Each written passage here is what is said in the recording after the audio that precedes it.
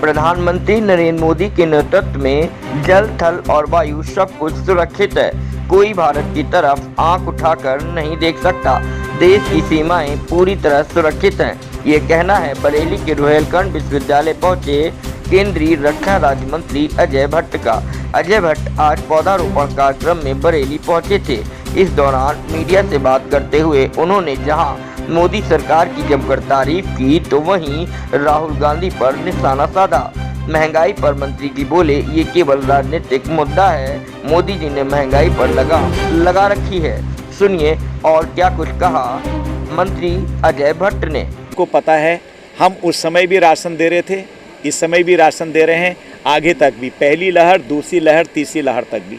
कुछ थोड़ी बहुत कहीं ना कहीं परिवर्तन होते रहता है, लेकिन महंगाई पर पूरा चाक चौबंद तरीके से जब से मोदी जी आए हैं लगाम लगाया हुआ है। जनसंख्या बेतहाशा बढ़ रही है, संसाधन उतने ही हैं। हम पहले बाहर से खाद्यान्न मंगाते थे, आज हम एक्सपोर्ट कर रहे हैं। सबसे बड़ी बात यह है। तो इसलिए छोटी मोटी बातों पर सिर्फ महंगाई बढ़ गई ये नहीं देखा, आज हम विश्व में कहाँ आगे चले गए इस बात को कहते हैं। महंगाई कोई ऐसी बात नहीं है, उस पर पूरा कंट्रोल किया हुआ है और आगे भी कंट्रोल हुआ। जो कुछ चीज़ें थोड़ी बहुत नीचे ऊपर होता है, उसमें किसी ने ये नहीं कहा कि 80 करोड़ लोगों को एक बार, 80 करोड़ लोगों को 2 बार, 80 करोड़ लोगों को 3 बार। और जो रेहड़ी और पटरी पर बैठने वाले लोग हैं, उनका चूल्हा पहली बार 10,000 रुपये दे के जलाया, फिर उनको 20,000 दिया, अब 50,000 रुपये कर दिया गरीब से गरीब व्यक्ति को। दवा फ्री, आपको पता है, कोरोना का वैक्सीन फ्री, ये आपको पता है, मकान फ्री, राशन फ्री, सब चीज़ तो फ्री दे रहे हैं देश में मोदी जी। तो इसलिए महंगाई का मुद्दा उछालना एक राजनीतिक मुद्दा है, ताकि जो मोदी जी जिस रफ्तार से चल रहे हैं उस रफ्तार को रोक दिया जाए। बिचौलिए ख़त्म हो गए हैं। पहले से बिचौलिए आते थे, जेब में डालते थे सब, आज डायरेक्ट खातों में जा रहा है। आपको पता है कि पहले जो प्रधानमंत्री रहे हैं राजीव जी, उन्होंने कहा था कि 1 रुपये भेजने पर 85 रुपये जेबों में जा रहा है, 15 पैसा ज़मीन पर लग रहा है। और मोदी जी आए, 1 रुपये भेज रहे हैं, 1 रुपये विकास पर लग रहा है, ज़रूरतमंद को जा रहा है। पहली वैसे ऑक्सीजन की कीमत कोरोना में सबने पहचान ली है। ऑक्सीजन के बिना कितने लोग हमको छोड़ के चले गए दुनिया से। आज एक चैलेंज है हमारे सामने में कि हम ऑक्सीजन के जो नेचुरल रिसोर्सेज हैं उनको कैसे ज़िंदा रखें। पर्यावरण ऑक्सीजन से संबंधित या अन्य चीज़ों से उसको संजोए रखने के लिए वृक्षारोपण ही एकमात्र इसका निदान है।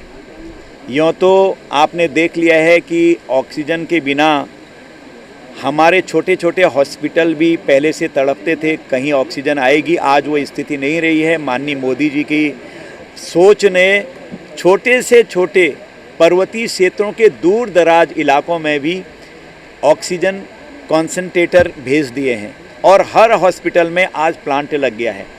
लेकिन ये कब तक रहेगा सोर्स? इसको भी जिंदा रखने के लिए हमको वो नेचुरल चीज़ें, उनकी पैदावार बढ़ानी पड़ेगी जो इसको लगातार गति देंगे, आगे बढ़ाएंगे। उसका एकमात्र उपाय है पर्यावरण में पेड़ लगाओ। हमारे जो ये पूरी यूनिवर्स है, हमारी दुनिया है, जितना भी आप कहना चाहें, इसमें पेड़ ही एक ऐसा संसाधन है, पौधे ही ऐसे संसाधन हैं जो ऑक्सीजन दे रहे हैं। राहुल जी को पता नहीं क्यों कई चीज़ों के बारे में ज्ञान नहीं है। अग्निवीर के बारे में हमने कई देशों में स्टडी करी, उसके बाद अग्निवीर ला रहे हैं। उससे खतरा कहाँ हो रहा है? अगर खतरा होता तो आज अग्निवीर की भर्ती के लिए इतनी बड़ी संख्या में लोग नहीं आते।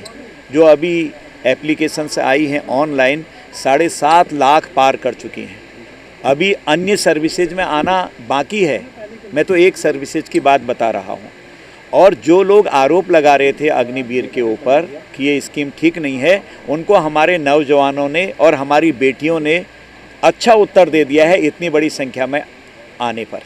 और अग्निवीर बाहर कहाँ जा रहे हैं? वो तो एक बना बनाया ऐसा जवान हमको मिल रहा है, ऐसा एक स्किल्ड, मेरे अंदाज से ये है कि इससे ऊपर तो कोई होगा नहीं कि 4 सालों तक आप वहाँ पर एक किस्म से पढ़ाई करेंगे, बाहर आते समय आप डिग्री भी लेके आएंगे। जो बाहर आना चाहे, जो अंदर रहना चाहे, वो और मेहनत करेगा, अंदर जाएगा। मैं भी फर्स्ट क्लास हूँ, आप भी फर्स्ट क्लास हैं, आप भी फर्स्ट क्लास हैं, आप भी फर्स्ट क्लास हैं।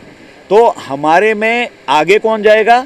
जिसने मेरिट में नंबर 1 पर जो होगा, जो मेरिट में नंबर 1 पर आएगा वो अंदर आएंगे। हम 60% नंबर लेके फर्स्ट क्लास आए हैं, हमारे लिए दूसरे रास्ते खुले हैं। तो बाहर भी हमारे पास एक फौज खड़ी है, अंदर भी हमारे पास एक फौज खड़ी है। फौज में कहीं से कहीं तक हम कोई परिवर्तन नहीं कर रहे हैं, कोई परिवर्तन नहीं। न पेंशन में परिवर्तन है, न सुविधाओं में परिवर्तन है, कहीं से कहीं नहीं है। जो आउट गोइंग बाहर है उनके लिए हमने कई चीज़ें, आपने देख लिया है कि होम से लेकर, पैरामिलिट्री से लेकर, अन्य सरकारों से लेकर, और तो और J&K गवर्नमेंट ने भी कह दिया है 10% तो हमको चाहिए, क्योंकि वो बिल्कुल स्किल्ड हैं। उनको जहाज़ के बारे में ज्ञान है, उनको समुद्र के बारे में ज्ञान है, उनको आज जो लेटेस्ट हथियार आ रहे हैं उनके बारे में ज्ञान है, उनको नैनो टेक्नोलॉजी के बारे में ज्ञान होगा। तो यहाँ तक हम आज आगे बढ़ गए हैं। तो एक अच्छा खासा जवान समाज में आ रहा है। जो लोग क्रिटिसाइज़ कर रहे हैं वो क्रिटिसाइज़ करने के लिए ही कर रहे हैं।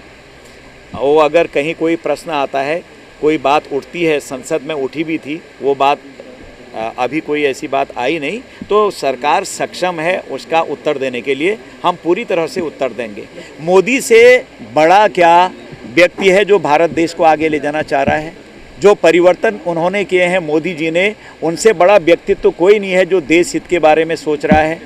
वो आज गरीब से गरीब व्यक्ति के बारे में सोच रहे हैं। जिस तरह से परिवार का एक सयाना व्यक्ति, छोटे से छोटे बच्चे को छींक भी आती है तो उसका भी ख्याल रखता है, उसकी भी दवाई देता है, उस प्रकार से वो आज हर वर्ग, हर क्षेत्र, हर जाति, यानी कि जाति, धर्म, वर्ग, क्षेत्र से ऊपर उठकर देश के लिए काम कर रहे हैं।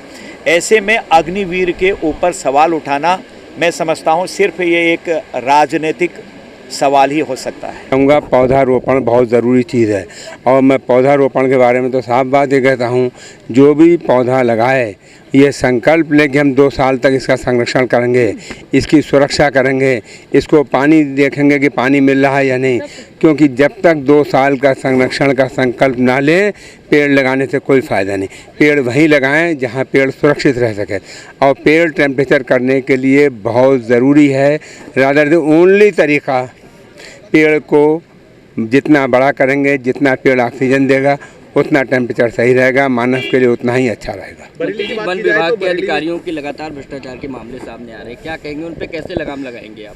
जो है मुझे लिख के दीजिए, मैं जांच कराऊंगा। गाजीपुर में एक डीएफओ ने पैसा ले लिया, प्रधान से पेड़ काट दिए गए। आप मुझे लिख के दीजिए, ये पत्रकार लिख के कोई भी है, जो भी है वहाँ से मुझे लिख के दे, मैं तुरंत एक्शन लूँगा और आपको बताऊँगा ये एक्शन लिया गया। मंत्री जी, बरेली में बंदरों का आतंक है।